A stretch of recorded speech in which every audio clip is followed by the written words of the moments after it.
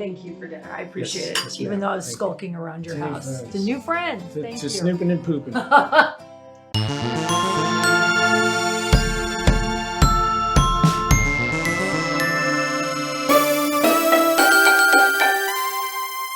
Welcome to Trash Pile, a dumpster diving adventure into streaming piles of trash. Like America chose to once again suffer in agony under the cruel fascist regime of Donald Trump and his incel army, I've chosen to subject myself to another movie from JC Film Studios, an alt-right, ultra-MAGA propaganda outlet for angry dads and sundowning geriatrics desperately clinging to the conservative promise of Jim Crow 2.0. It's been a minute since I've recorded one of these episodes, not because I'm bitter. I had to take a break because I didn't know if I was going to stop myself from threatening to and especially, but I think I've got it under control now. Anyway, let's get on with it. This is the 2025 film Cancel Me Not. I don't know why they decided to call it that. Is it Love Me Not, Forget Me Not? Whatever the play on words they were going for here, it doesn't really work. But we're back to this guy, Eddie McClintock, who you might remember from a previous episode of Trash Pile covering the Twitter files. Eddie stars as Chase, who also calls himself Charles, if you're nasty, a dime store Robert Downey Jr. who is in court on felony sexual harassment and assault charges, right at the start. Now, we're told that this Chase fella here is a cultural icon with $12 billion in box office sales. He's a huge deal, one of the biggest and most known people in the world. To which I say, this guy? I love pickles. Okay, moving on. He's immediately found not guilty of everything, and in order to keep out of the public eye, he shaves his face, puts on normal clothes, and flees the courthouse to get away from the world. And that's where the fun begins.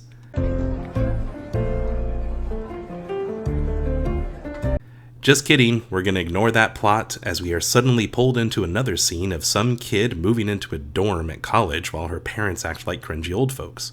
The parents head home, giving us this riveting scene of tense, oh, who am I kidding? This is lifeless, drama-free trash. We're just going to watch it here. I didn't mute the audio bits. Nothing. It's all here, just played out in silence.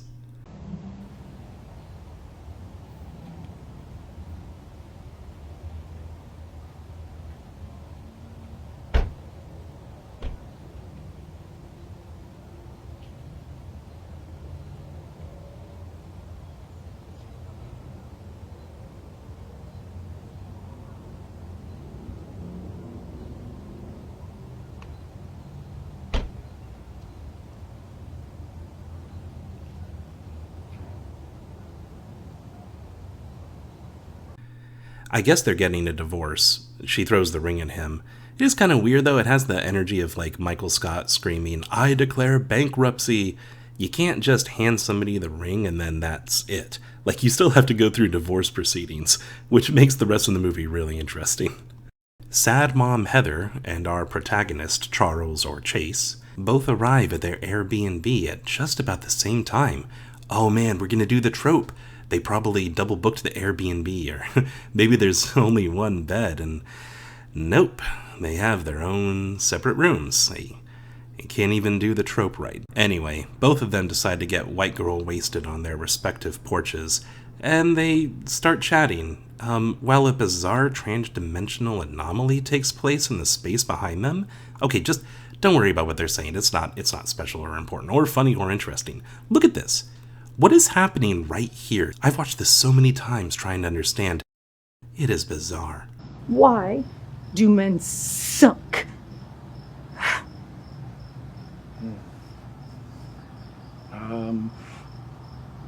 Why do some women lie?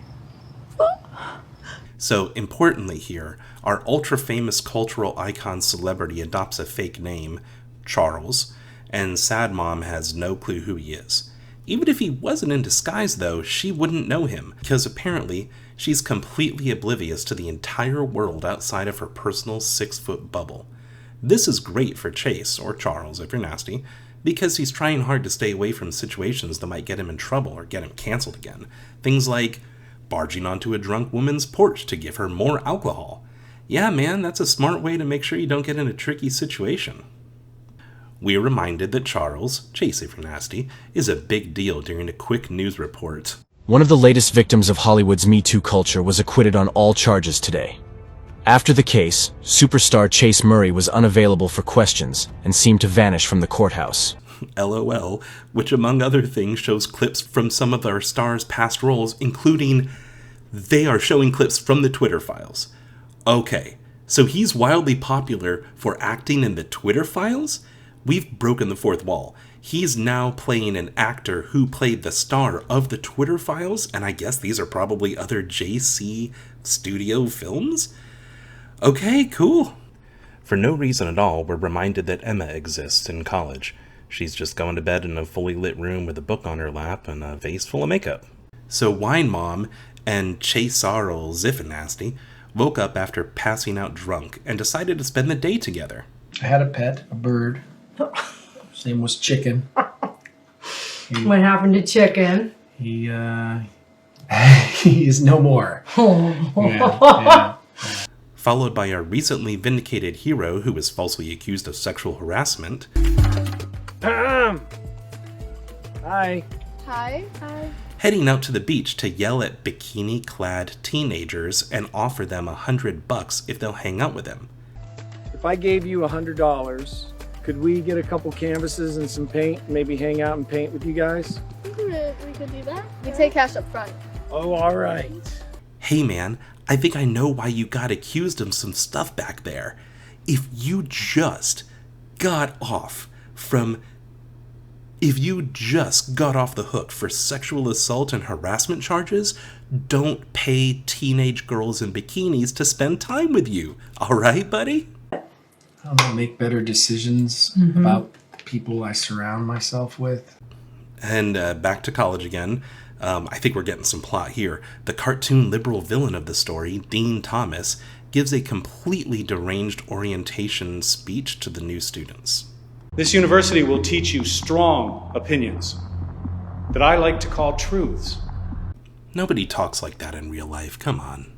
And if his speech wasn't creepy enough, the secondary genre of this film has finally been revealed. It's also a ghost story. See?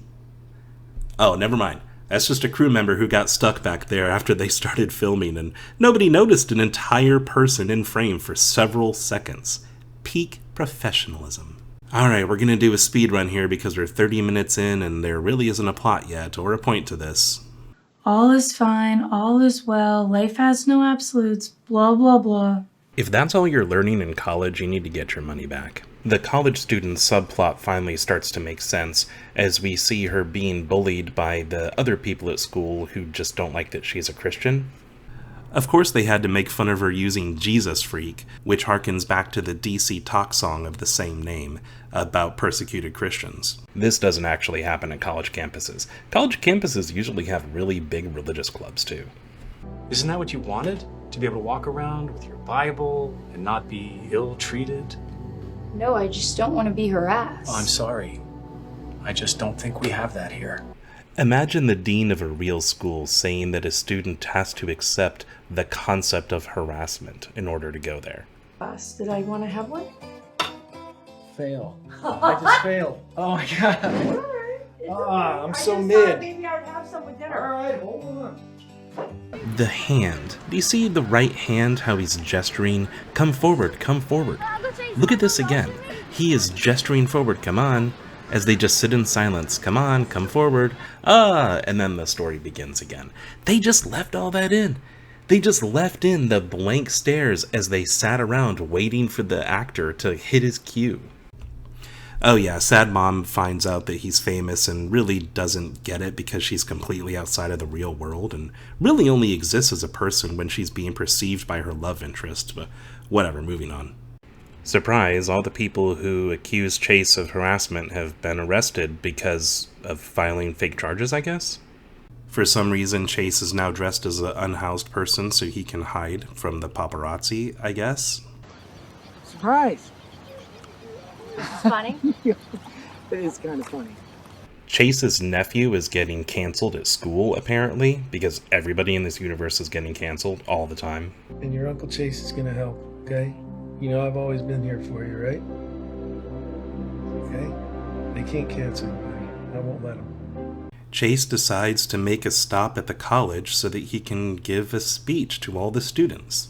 These people call themselves postmodernists when really it's just neo-Marxists. Neo-Marxists disguised as college professors that are dominating our colleges and universities with their anti-American rhetoric across this country, and it is dangerous and it is poisonous.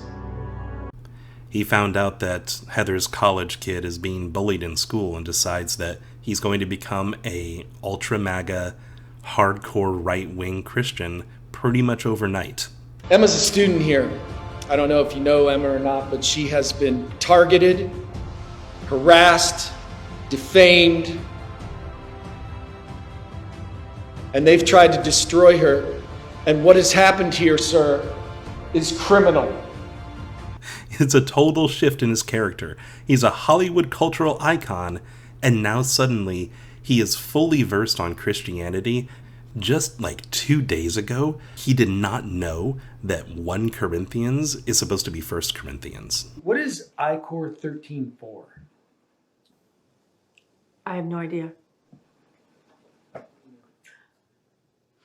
Oh, 1 Corinthians 13:4. It's the love is kind passage in the Bible. You know, kind of like Trump did that one time. 2 Corinthians, right? 2 Corinthians 3:17. That's the whole ball game. And now suddenly, without explanation, he's talking about God being the author of all truth. The author of truth, God, will never be canceled. Where did he learn these phrases from?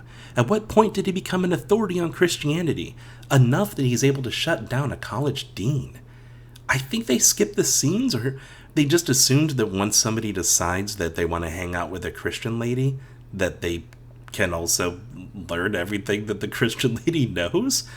Come on, man. In classic MAGA propaganda fashion, we end this rotten gonorrhea sore of a movie with our hero easily defeating a strawman conservative. All right, this is enough. I've had enough. Listen, sir, if you try and silence me, you are proving my point. You are proving my point. I have a First Amendment right, and you invited me here, sir. You can't come to my room and talk to my children. I'm trying to raise them, the next generation, with your lies. The hilarious thing about this movie is how little is actually done to further these characters. They spend so much time padding the movie to increase the runtime, it's barely over an hour long, but they didn't spend any time, teaching the guy about Christianity so he would be able to make these defenses. He never, becomes a Christian, he never prays, he never does any of that. He's just suddenly, hey, I'm a Christian. And actually, they end up doing the same thing with the love story here. Oh, there was a love story here, by the way. Emma, I want to talk about your mom for a minute. I love her. Once again, guys, I tell you, this is what I should do. I should start working for these Christian people so I can make them better propaganda. That's the problem with this. This is just dumb filmmaking. It's bad. It's bad propaganda. Don't we deserve some better propaganda if we're going to be, talked down to this way? There's so many strange things in this movie, so many weird decisions. One thing that kind of bugged me is that Eddie McClintock is, publicly acknowledged as an alcoholic. And his character spends a lot of the movie drinking, and also the script makes a lot of points about how it's perfectly fine for Christians to get drunk. Strange messaging from somebody who is a teetotaler. The Christian right-wing obsession with being a victim of things, of the world oppressing them, is just... it doesn't make any sense, especially not in a world where they kind of control everything, especially now. What if all this energy spent trying to become a victim could be instead used to help actual victims? I can't help but notice there was no real Christianity shown on the screen. There were people bullying Christians, but other than that, there was no acts of kindness to each other. There was nobody worshiping. There was nobody praying. There was nothing. None of the characters actually acted like Christians. They just kind of said they were Christians, and then other people said, that's bad. But I guess that's MAGA for you, right? All they have to do is just say they're Christians, say they're oppressed, and then cry about it, and then use that as an excuse to hurt other people. We all know most of the politicians aren't actually Christians, they're just pretending to be because it's the only way they can get elected. Maybe that's why these movies come off as so surface level, because they don't actually believe or know anything. Thanks for watching this one with me. It was bad, really bad. And go back and check out the Twitter files that I did if you want to see more of Eddie McClintock being absolutely ridiculous. He's just kind of following along MAGA plot lines. There's the other one about a bakery that refuses to make a wedding cake for a gay customer. He plays the anti-LGBT baker.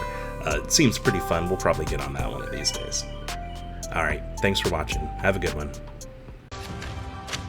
They can't cancel us all.